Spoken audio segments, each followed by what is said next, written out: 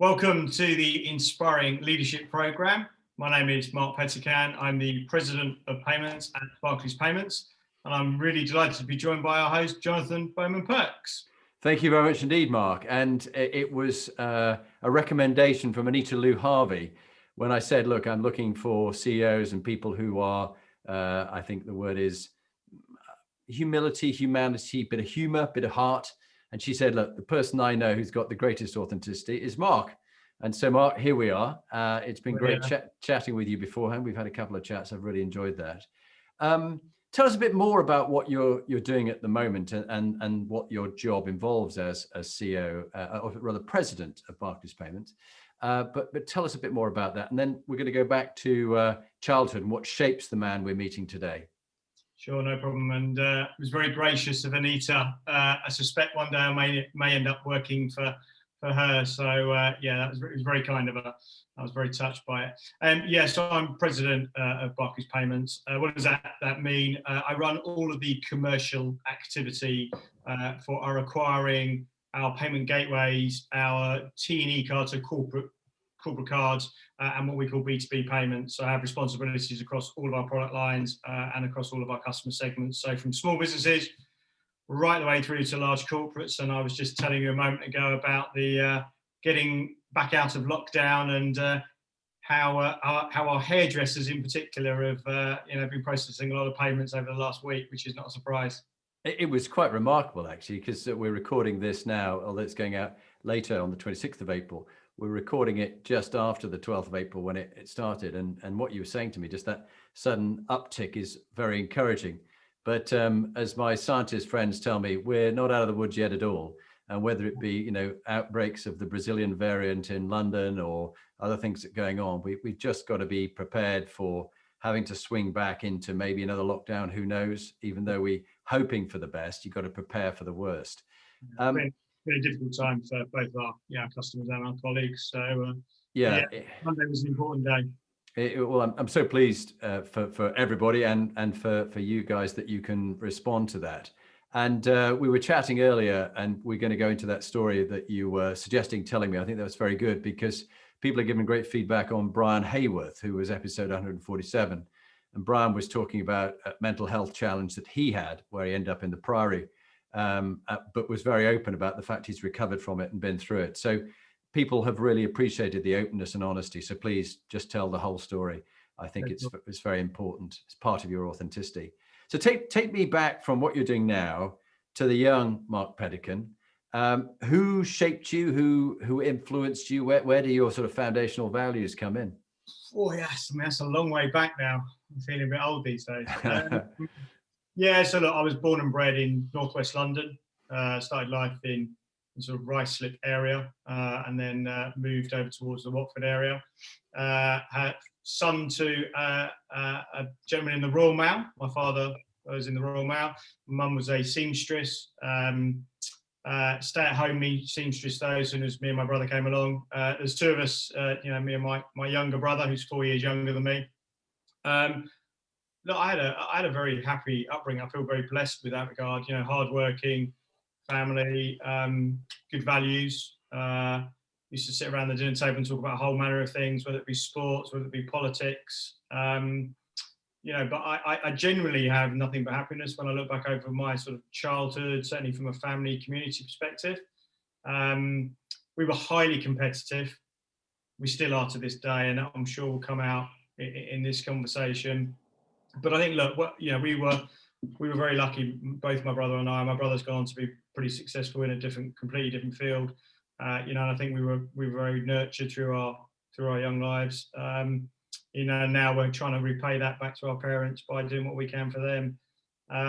Interesting enough, and I know we spoke about this previously, my sort of one thing of my childhood, I was very small, which is interesting because I'm 6'2" now.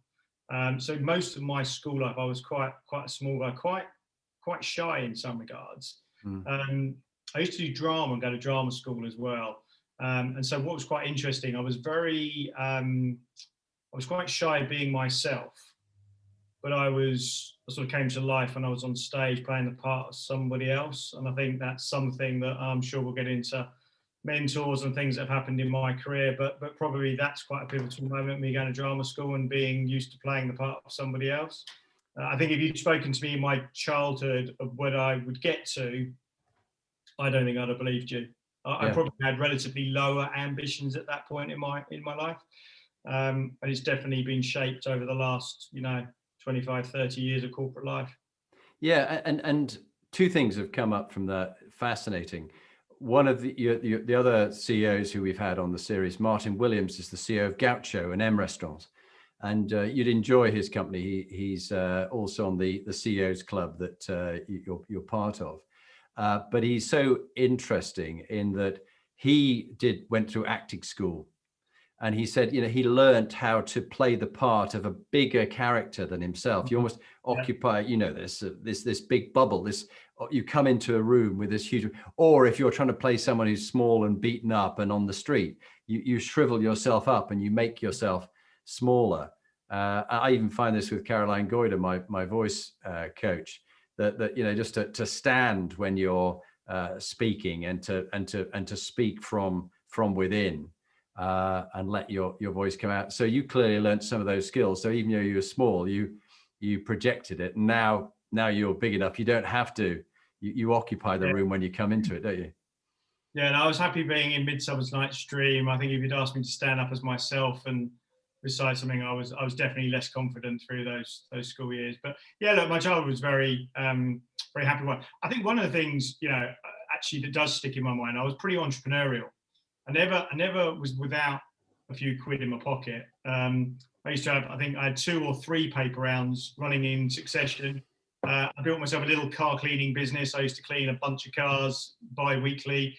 I used to go and collect golf balls from the local golf club and sell them back to the golf club. And I had a period of time when I was collecting glasses in pubs and working men clubs and things like that. And so I always had that hard work ethic, and it's something now that, when I look back over my career, I've never been afraid of a bit of hard work. And I think that's definitely stayed with me and was clearly there at a very young age. And I think, my parents obviously shaped that, both of them being very hardworking.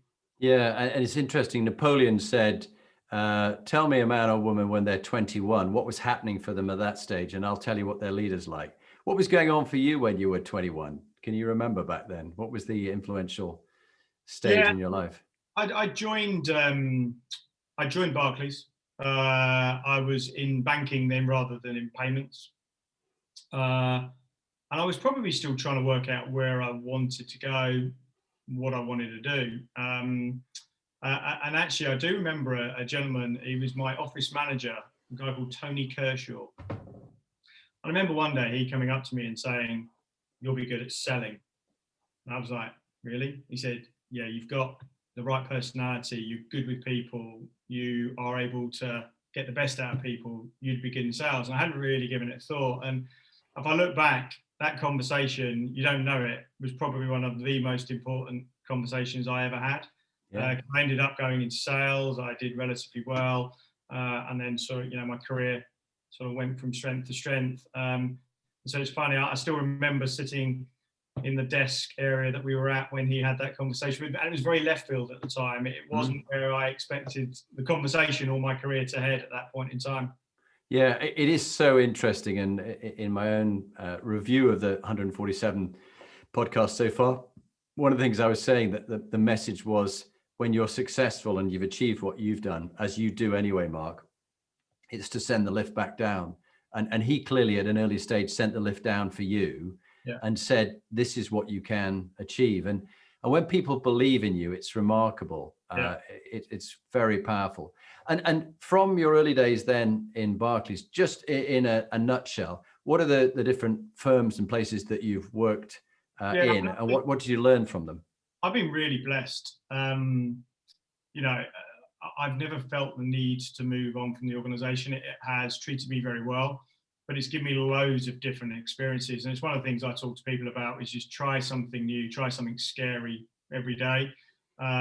So I ran for quite a long time. I was in sales. I went and did a little bit of a product role for a while, but then gravitated back towards sales, business development, account management. I ended up being the managing director of one of our divisions that was looking after acquiring customers. So think large supermarkets, airlines, travel agencies, etc. We were helping them accept payments, card-based payments typically. So I was running a team of probably 300 to 400, and I'd sort of grown that organically over time. I then started to really scratch an itch around, wanted to get into more general management. I knew that sort of sales, business development wasn't enough for me. And I know she's been mentioned previously on a podcast, but my boss at the time was a lady called Paulette Rowe, who's a sensational leader herself. She's moved on from the organisation now. And we then started having some sort of really sort of direct conversations in terms of what next for me and where I wanted to go. I did actually look at an opportunity in South Africa for the group, but we just had our firstborn, so that didn't really become an option. And then we bought a technology company down in Fleet in Hampshire, a company called the Logic Group. It's a payment gateway. Very different. I was used to leading salespeople, and if you think about the culture of sales teams and the type of people you get in sales teams, this was a technology company. Very different mindset, very different culture, very different people. Also, small organisation, wasn't a large bank. It was 180 people in a leafy suburb, but because we had these conversations, when we made that acquisition, the CEO stepped down as part of that acquisition. Paulette immediately asked me to go and run that business. And I'll be honest, I owe her a lot because she took a chance. And we'll come on to another gentleman later, I'm sure, but they took a chance because I didn't know technology back to front. I knew it reasonably well. I knew the industry really well. But I'd never done general management really to that scale. And so my job was to go in and integrate that into the mothership. And you can imagine those two things, got small entrepreneurial business, large bank, lots of control, governance, compliance for good reason. And I had to kind of bring those two things together, those two cultures together. And I vividly remember the last meeting I had with Paulette before I headed off down to Fleet, and I actually relocated down there, left the family back in the family home. And she just looked at me, smiled and said, "Don't mess it up." And well, I'm sure we'll talk about it. That was an incredible journey for me. I learned a lot about myself. I learned a lot about my leadership style.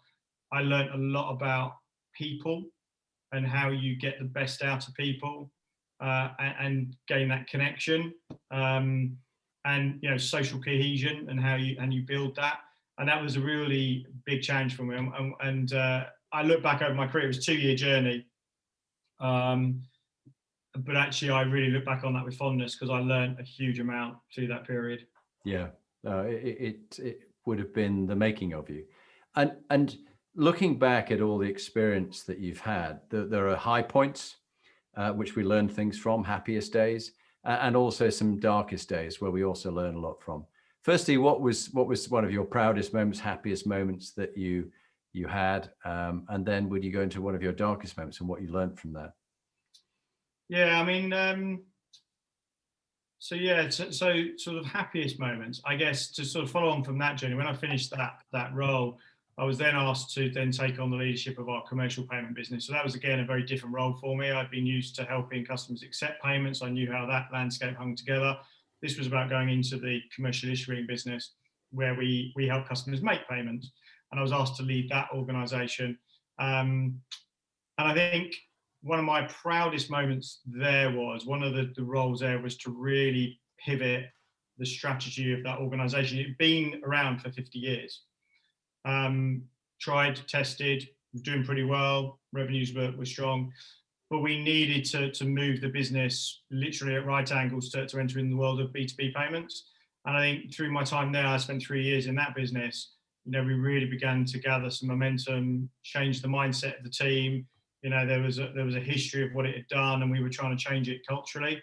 And so I look back on that team in terms of not only changing the strategy, but the strength of the leadership team that I was able to build and have around me. It felt like we were really in sync. And if I think about sort of the strength of the leadership team and the sort of culture we created, to me, that was my strongest team to date. Yeah. I'm in a team now. It's a great team, and look, we're still work in progress. But I think, you know, in terms of my history of my career, definitely that team was the greatest. So I think that's my proudest moment, is pivoting that business. My darkest moment in my career, and this is a little tough to talk about, but in that same business, we unfortunately lost one of our directors to suicide. So sorry. For mental health issues. And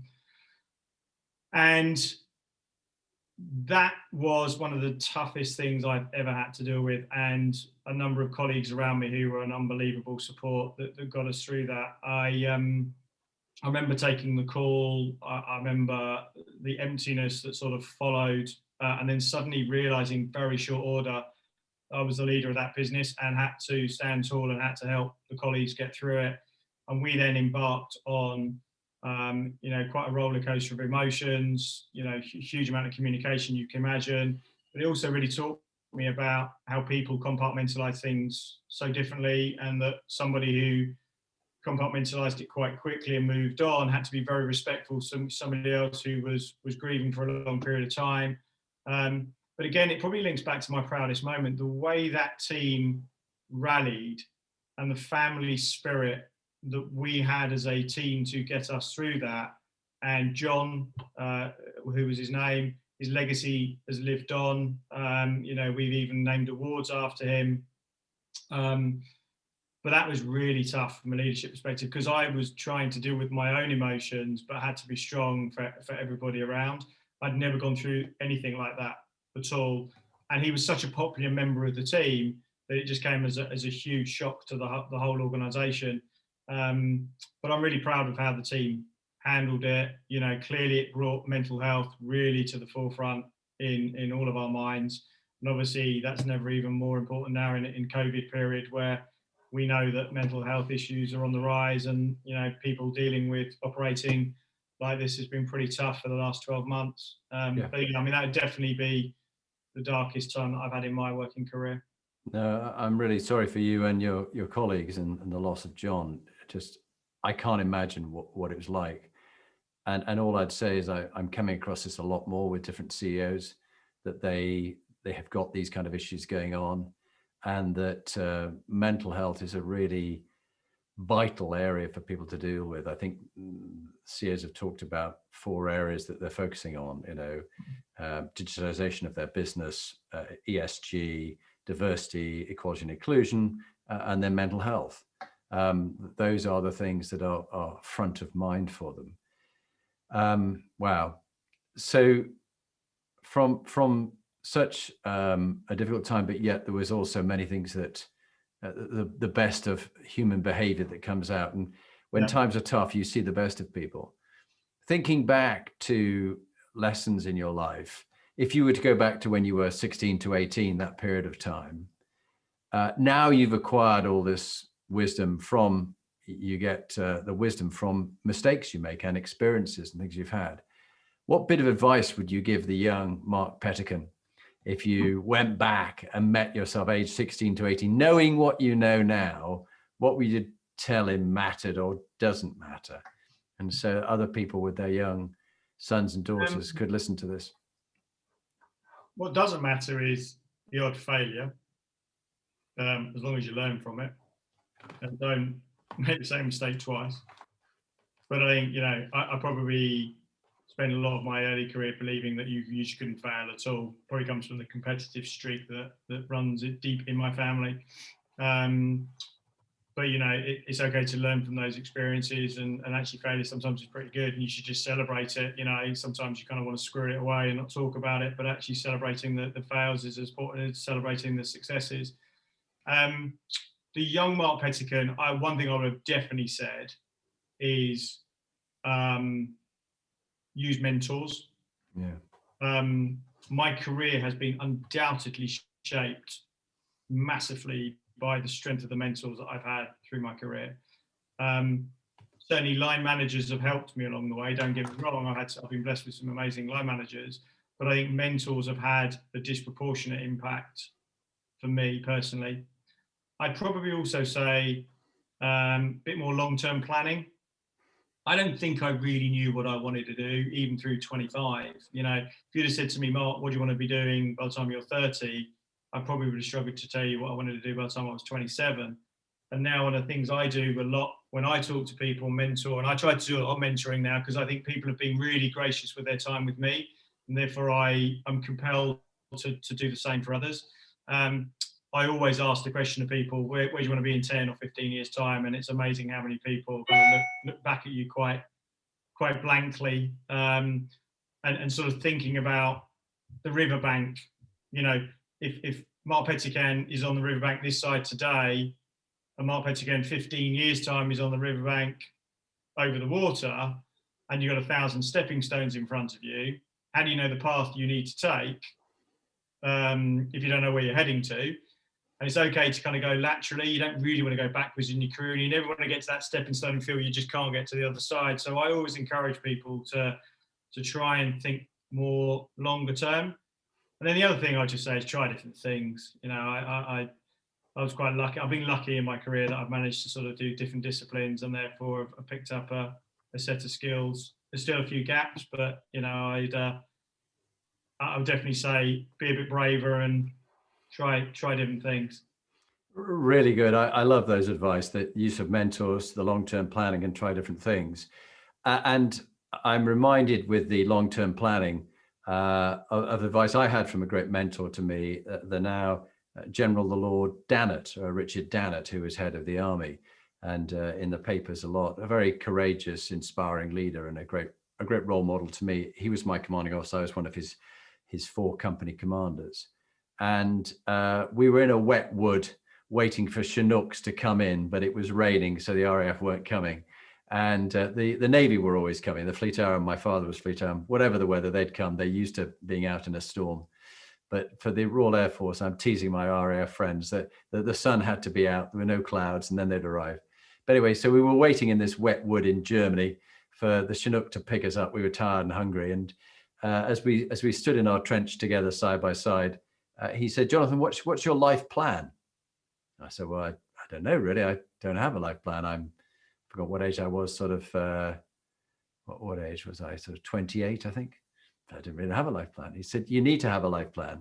He said, you know why? I said, no. He said, because if you don't have a life plan, you end up in somebody else's life plan. Yeah. And he said, guess what they got planned for you? And he went like this. He went, not very much. All right. It's just that job, how you can help them during your year or two with them to further their career, often, unfortunately. So sometimes you meet much bigger people, and he was one of them. And a bit like the man who said you get into sales, he gave me that belief in myself.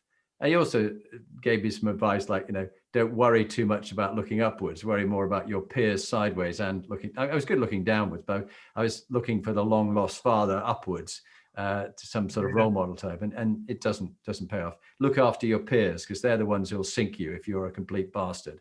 And so competitive that you put them down to get yourself up. That's a great piece of advice, or 3 great pieces of advice. Let's go around the Inspiring Leadership Compass, if we could, Mark, beginning with MQ, moral intelligence or moral quotient, your foundational values and the values of, as president of Barclays Payments, that how they align between what you stand for and what you've given your organization as its foundational values. It probably haven't changed that much, but you will have tweaked. And what happens when you let your values slip, and how do you get yourself back on track again? Yeah, I mean, we're, obviously as an organisation and at the top of the house within Barclays, we have a set of values, 5 values. I think the good news is they all align to my own personal values, which is a good thing. I think about my personal values though, authenticity is right up there. Don't try to be something you're not. Be as authentic as you can. I know that Anita spoke to you about it. One of my big things when I was running that technology company was floor walking every day. Get out, talk to people, take an interest, know something about each colleague, remember that thing about each colleague. So the next time you see them, you have the dialogue. And just coming across, you know, that you care. and I genuinely do care. And so being authentic and trying not to be something I'm not is hugely important to me.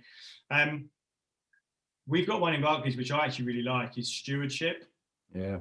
And stewardship is basically leave something better than you found it. And I really like that. And somebody told me that, I can't remember who it was. I was talking to somebody and they said, don't ever forget, Mark, you only ever rent the job that you're in. I kind of thought, you're right.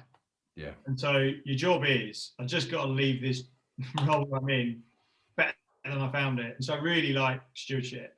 Other values to me, though, teamship. I've done a lot of work around teamship in the teams that I've led, and I've worked with people like yourself, coaches, etc., that have helped me achieve that.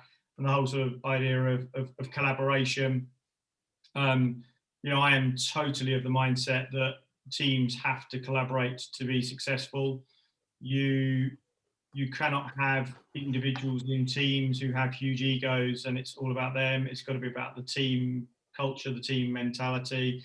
I'm sure you've read it or seen it. The New Zealand All Blacks, who have, I'll use the term no dickheads, and apologies to your listeners, but that's absolutely right. No one team should ever be disrupted because of an ego of one individual. And so teamship's really important to me, and that sort of social cohesion that we drive. And then another one, just personally to me, is loyalty, both towards me and that I will give to others. I'm a fiercely loyal person. If I say that I'll do something for you, I'll do it. I always stick to that word, and that means a lot both ways. I expect the same from others. Yeah, and you talked earlier about you and your brother being very competitive, and if I'm right in our conversation, you played rugby for the Saints. Was that right? No. Were you a big fan of the Saints? Well, I'm a Saints fan. Yeah, I never played. No, yeah. That is not something I did. A few of my colleagues will laugh at that assumption. No, I was golf was my main thing. Right. That was my passion. No, we're a big rugby family now, though. We live in Northamptonshire, so yeah, not be rugby fans without living in the town. So yeah, my young boy plays for Old Northamptonians, which is a fantastic club. But yeah, no, I would love to have played, but afraid not. But it's that spirit of enjoying sport and seeing competition and winning, but not winning at all costs, which comes on to nicely from the integrity in your values onto what gives your life meaning and purpose. PQ is the next one we talk about. Your sort of calling, your vocation. What would you say gives your life meaning and purpose, Mark? I mean, look, personally, my family. Yeah. I'm blessed with 2 young children, a boy and a girl, amazing wife, and family's everything. I think that's why I'm here. That's why I think I was created from a corporate perspective. I genuinely like seeing others flourish. I enjoy helping others to exceed their own goals and ambitions long term. So that's definitely one thing that gets me up in the morning. I like winning. As I said, highly competitive. So I've typically been in commercial roles and therefore driven, to drive for revenue, winning a client, etc. And I'm a massive client guy. I love meeting customers. That's where I get my energy. We have to do a lot of internal meetings, as you would imagine, in our organisation. Lots of control, governance, compliance, which is absolute must. But I really get my energy when I'm out seeing customers. Yeah. And the beauty of that in my organisation is we have such a diversity of a client base that you get to learn so much around every industry. I might be talking to a construction company one day, a marketplace the next, a retailer the next. And so you get to know a little bit about most sectors, which is enjoyable. And I enjoy watching our customers do well. So, yeah, well, you talk about bringing out the best in the whole world of sales and competitiveness.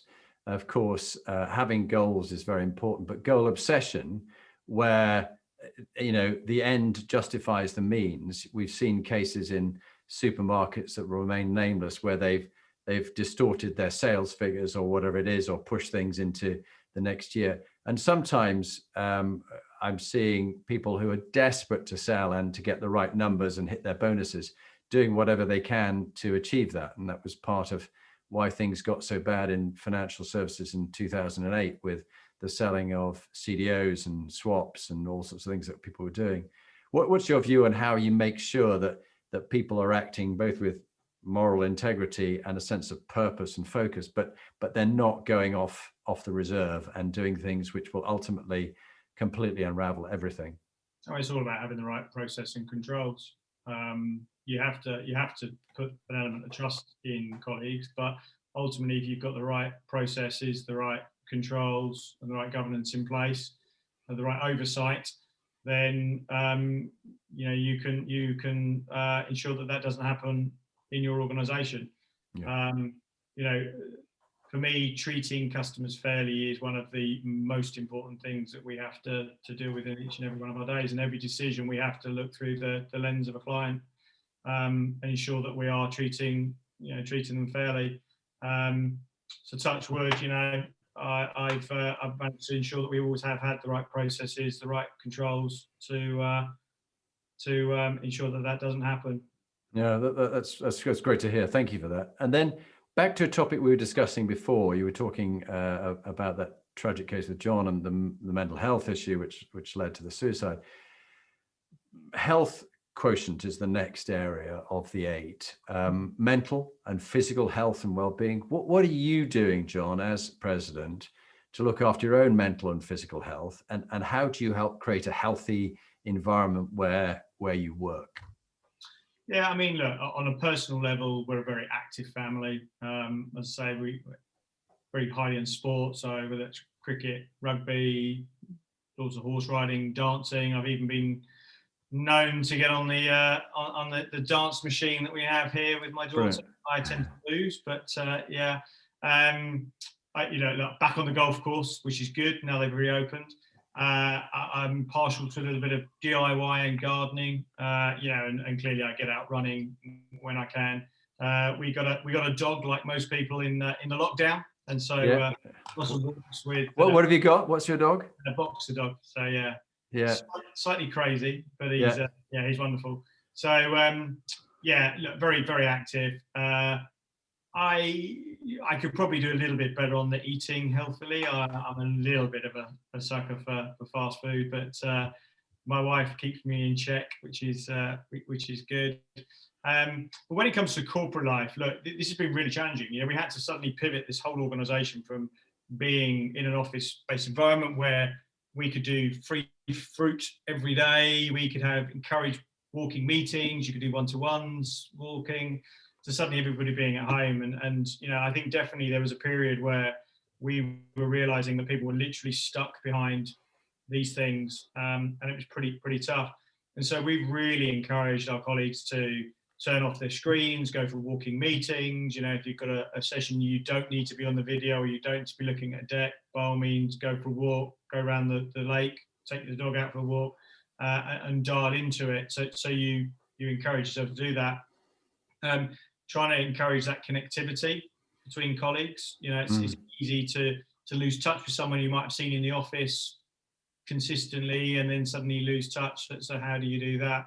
And so, look, there's been a huge focus in our organisation around all things mental health, and then also giving access to colleagues where they need it to things like CBT, and we obviously have support networks as well internally that can help. Particularly a really strong family network is an example that can be there as that sounding board if people have things that they want to talk about, create that environmental buddying. Brilliant. No, thanks so much. That sounds like you're covering most of the bits of advice that I'm seeing work in other organizations. And from health quotient to emotional intelligence quotient, emotional and social intelligence, that lovely manager of yours who said, I think you should be in sales, saw in you that emotional intelligence skills that you have, that way you have with people, whether it be floor walking and chatting to people, remembering their names, their family stories. But not everybody has good levels of emotional intelligence. They might have high IQ, but not such good EQ. What have you done to help? You're a mentor, you're a coach to many people. What have you done to help people raise their level of self-awareness and the impact of their behavior on others, mutual awareness, and reading the environment that they're in, the work environment or the communal environment? What have you done to help them? Yeah, I mean, we've worked with people like yourselves, various coaches that have come in and sort of helped raise awareness. I'm always a firm believer of, the first thing is sort of self-realization. You've got to kind of recognize a behavior trait in yourself to do something about it. There's sort of various levels, and level 0, you've got no clue about it at all, right the way to sort of level 3 where you're actually doing something about it. Sometimes though, there's bits in the middle where you know about it, you're not doing anything about it. So we definitely work with coaches to come in and kind of help and develop. What I've encouraged my leadership team to do, and I've done for quite a long time, I run these things called, and it's a very terrible name, Mockers with Marc, which I found out I don't like mockers because it's chocolate and coffee, and I don't actually like it, but that's a different debate. But that's where typically I would invite a small group of colleagues to come in, normally no more than half a dozen, to kind of come in, give feedback, talk about what's going on in the organisation, and that enables me to kind of plug in a little bit better to the colleague base and really understand what's going on the ground. When we do these big meetings and you ask for questions or you ask for feedback, invariably you get the tumbleweed, across the floor, and I understand that behaviour. But in the smaller groups, you can start to tease out the people, what's going on, how people feeling, what's the emotions that run through the organisation, and then start to think about our colleague agenda, and deal with some of those things. And I think in those sessions, some real nuggets have come out in those sessions that would have never come out in a more public forum. The floor walking, as I say, is crucial. Skip level meetings with individual colleagues as well. I've used and continue to use to good effect. I'm quite lucky. I've done quite a lot of NLP in my time, so I'm reasonably good. I wouldn't say I'm an expert, but I'm reasonably good at reading people. Me and my wife, it's funny actually, we talked about it not that long ago. We're people watchers. We go on holiday, we people watch. Yeah. I'm fascinated by human nature and what's going on in people's minds. So I'm often reading the situation through some of the training I had way back through NLP. Yeah, well, it's interesting you mentioned NLP. I had Bandler and McKenna who trained me for 10 days from morning till night with fascinating showman. But of course, you get some in sales who use that to manipulate people to get them to buy things they really don't want to buy. But you can use it in an appropriate way to tune into people. And there's no doubt about it that my 2 young daughters who were given an NLP course when they were about 15 and 16, and it stood them in such amazing stead ever since. Yeah. So going from EQ to CQ, cultural intelligence quotient, different cultures, different people, different backgrounds. Of course, it's CQ, cultural intelligence, is underpinned by equality, diversity, and inclusion. So I know it's very important for you, but what have you found that you have done to develop that for yourself and for other people so they are more understanding and accepting of difference, and that you're looking for this neurodiverse approach as well? Yeah, I mean, the first thing is curiosity. I think all too often leaders aren't curious enough. I think they can often stick with what they know rather than being curious. So, one of my pieces of advice that was given to me quite a long time ago was, be very curious. And I think now that's what I try to impart on others. It is back to the simple things we've talked about already, but these floor walking and getting out there and just talking to people. And it's amazing the nuggets that you pick up in conversations that give you a broader perspective on something. And that can often come from the most junior colleague in the organization. And actually that's one of the things, one of my pet hates really, I don't really like corporate grades. I think you all have a role profile and a job to do. I don't fuss whether you're X grade or Y grade. And so curiosity for me is helps drive that. I think we're really blessed in the organisation. We have a lot of diversity networks from gender, through culture, through disabilities, etc. And so it really does sort of open your eyes to some of the challenges that some of our colleagues face, and how we make, wholesale change, reasonable adjustments to the organisation to ensure that we're a very inclusive environment. And look, I think we've come a long way, but we've got a long way to go still. But I think what is good is the drumbeat in the organisation is one of inclusivity. And I think, we are definitely making steps in the right direction. Great. And then from cultural intelligence onto resilience and adversity, RQ as we call it.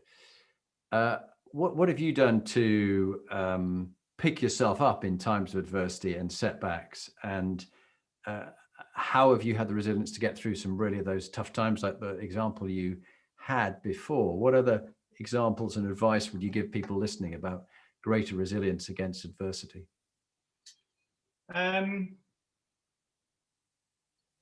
Perspective first and foremost. Put things back into perspective. Remember also what made you successful in the first place. So if you're having a tough time,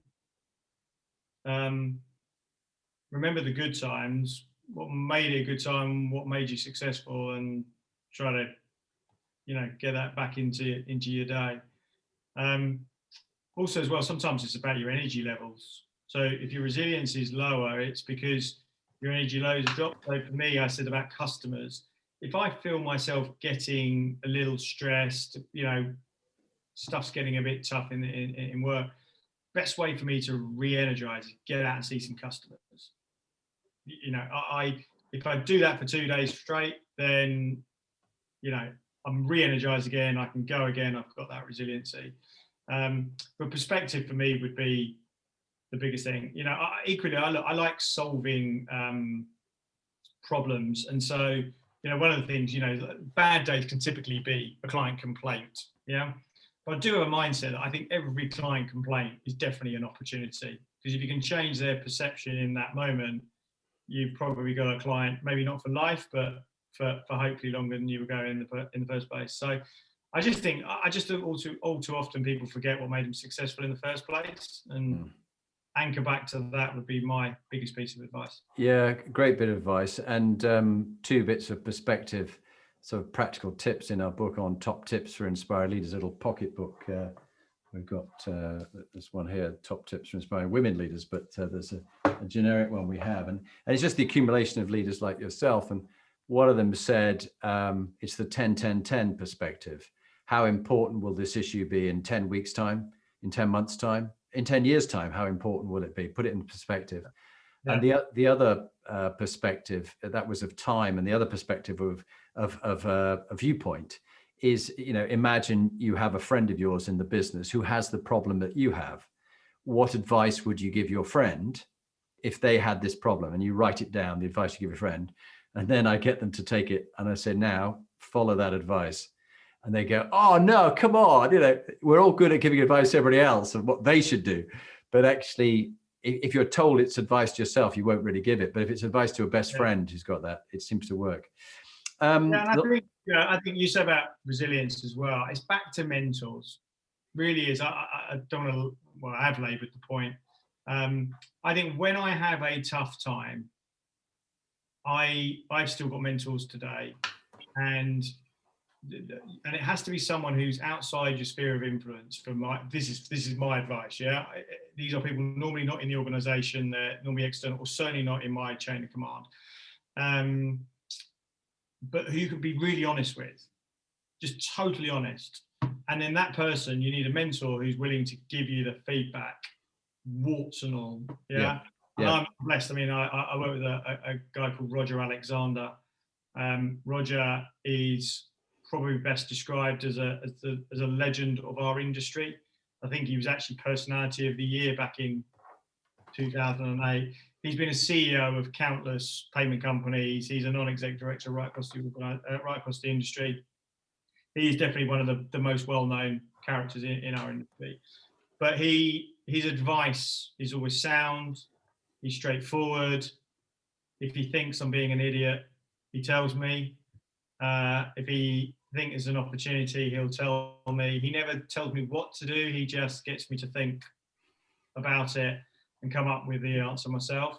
And I've been blessed to work with Roger for a number of years, and you know, he's someone who helps me with my resilience, because when you do have a tough time, I can kind of have that. I can release the pressure valve. Yeah, I think you've really brought out such an important point. You know, I'm a mentor to various people as well as being a coach to some, but the mentors that I've had have been very wise, and I can talk to them about anything, and I know they'll tell me it, however uncomfortable it might be. I go, that's a really good challenge. You know, be kind to yourself, or whatever it is. If you're being so hard on yourself, it's very good. The last two around the compass before we talk about teams and favorite book, and then the top tip, would be BQ and LQ. We've talked about LQ and stewardship, leaving things better than you found it. And you rent your job. And in fact, you don't even own your kids. You're just looking after them while they're passing through your family until they go off and do their own thing. Don't tell them that. Don't tell them. No, I know. It's too much. What is that lovely saying? When I was 16, I couldn't believe how stupid my mother and father were. But now I'm 25. It's amazing how much they've learned in the intervening 9 years. That's lovely. But BQ, brand, reputation, image, and impact. How do you get 360 feedback on yourself? I mean, I presume you've had some good coaches over the time. Have they gathered it for you where you can really get different perspectives? Because, of course, as president, wherever you go, the toilets all smell clean and everybody tells you how nice things are. So how do you get really honest 360 feedback? Yeah, I mean, brand has been very important to me. My own personal brand, back to that authentic piece. I like to be known as sort of being a fair leader, approachable. Hopefully people see me as relatively uncomplicated in my style. I think I can be guilty sometimes of, when I'm in what we call the grip interest scenario, can I get a little bit like the Nike brand and be a bit just do it? And that's something I have to watch out quite often, and ensure that I remain sort of authentic to really who I am. Look, I've worked hard at that over the years and continue to do so. And I think, it's about being self-aware. When it starts to slip, pull yourself back up on it, really. Yeah. And again, the 360 feedback piece, we run a pretty good program in Barclays. It's sort of part of our DNA. We go out to all people, whether that be peers, line managers, people that work in our teams, and we ask for 360 feedback. I think, the thing that's a bit of a pet hate for me is people writing to their friends for 360 feedback, and then it kind of serves no purpose. You've got to be willing to write to someone who you think is going to give you some spiky feedback, and take it on the chin, because otherwise it doesn't work. But we run that, very religiously as part of our performance framework. So last year I got 360 feedback from, say, about 12 people formally. And then, as I say, back to those coffee sessions, those informal sessions, where I will say to people, the very direct question: if you were in my shoes and there was one thing that I could be doing better, what would it be? Some people are brave and they tell you it straight. There are the colleagues that will be relatively politically correct, and I don't blame them for that. But I'll always ask questions. It's like, if it is, well, in a public forum, when you get Q&A, I will always deliberately ask you, when I've finished answering the question, did I answer your question? And most people say yes. On occasion, you get someone who goes, well, actually, no. But I prefer that. I want to know I've answered your question in the moment.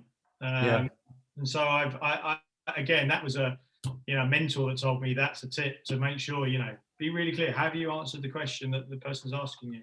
Yeah, it's great you mentioned that, and question answer. Of course, now it's all virtual and we're on video. But sometimes when you're together, and you can do it with breakout rooms, what I found works very well, because there's always that tumbleweed moment you talked about, is to get them to break up into pairs. Yeah. and ask their colleague, what's the question you'd ask Marc Pettican if you had the chance? And then the other one says, what's the question you'd ask him?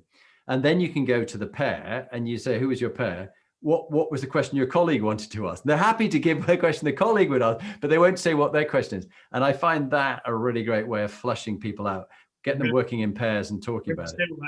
I want to steal that. Please do. What's the question? So let's go on to teams, executive teams, because my next book is going to be inspiring CEOs and their executive teams.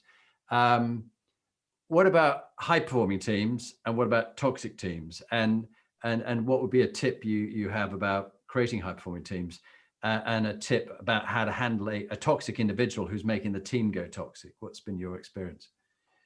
So, high-performing teams, look, first of all, hire the right talent. If you're the brightest person in the room, you've got a problem. Yeah, so hire talent, hire people that you know want your job. Alignment, actually before alignment, vision. Set a really, really clear vision and strategy. Then get the whole team aligned behind that and collaborate like hell to make it happen. On the vision, think about how you communicate it. So I think we spoke previously, in my old office down in Hampshire, I used to have on my board, communicate 7 times in 7 different ways. Just recognizing you can tell people the vision once, it has not sunk in. They've gone off and done some other things. How do you relentlessly articulate the vision in a simple way that your grandmother or your relatives could understand? I learned a lot, and we did speak about this. One of my leaders was a guy called Philip McHugh. Philip's left the organization. He went on to run a couple of other payment companies. High on IQ, really high on EQ as well.